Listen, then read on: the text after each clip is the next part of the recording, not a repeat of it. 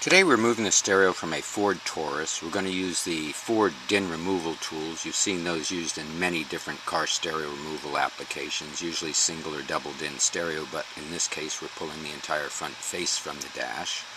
With the tools inserted, pull the outside towards the outside of the radios. This will pull the springs in, allow you to pull the stereo from the dash.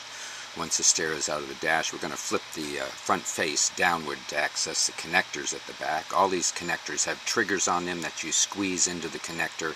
It releases the lock and allows them to remove. These locks are on all connectors, including the vacuum lines for the AC controls. With these removed, you can remove the car stereo. To release the locks, you push down on the springs to pull the tools out the front of the face of the radio. For aftermarket applications, there are several kits available depending on manual or automatic transmission. Hope this video has been helpful. Please subscribe and thank you for watching.